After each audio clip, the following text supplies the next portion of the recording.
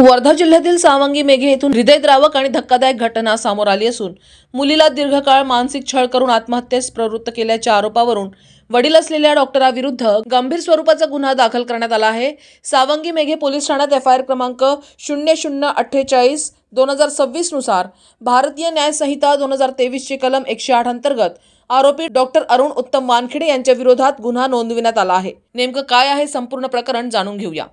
फिर्यादी डॉक्टर सौ सुषमा अरुण वानखेडे यांनी दिलेल्या तक्रारीनुसार त्यांची मुलगी कुनक्षत्रा अरुण वानखेडे वय वर्ष 18 हिला वडील डॉक्टर अरुण वानखेडे यांनी सन 2021 पासून सातत्याने मानसिक छळ केला।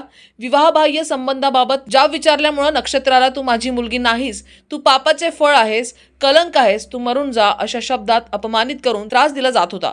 सुसाईड नोट आणि धक्कादायक खुलासे दिनांक 26 जानेवारी 2026 रोजी नक्षत्राच्या स्टडी रूम मध्ये सापडलेल्या रजिस्टरमध्ये इंग्रजी व मराठी भाषेत लिहिलेला मजकूर आढळून आला।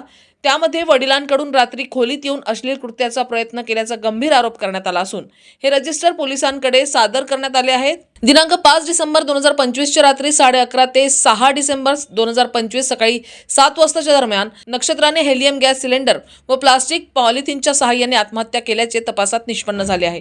तिला तातडीने रुग्णालयात नेण्यात आले, मात्र डॉक्टरांनी मृत घोषित केले। पोलिसांची तत्काळ कारवाई या प्रकरणाची गंभीर दखल घेत पोलीस अधीक्षक वर्धा सौरभ अग्रवाल, उपविभागीय पोलीस अधिकारी प्रमोद मकेश्वर यांच्या मार्गदर्शनाखाली पोलीस निरीक्षक पंकज वाघोडे, पीएसआय विशाल डोनेकर, पीएसआय सचिन कानडे यांनी उमरखेड जिल्हा यवतमाळ येथून आरोपी डॉक्टर अरुण वानखेडे याला ताब्यात घेतले आहे।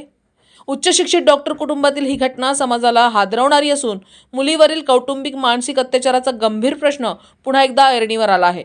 पोलिसांकडून पुढील तपास सुरू असून आरोपी विरोधात कठोर कारवाई होणार असल्याचे संकेत देण्यात आले आहे। न्यूज एक्सप्रेस करिता संतोष देशमुख, वर्धा।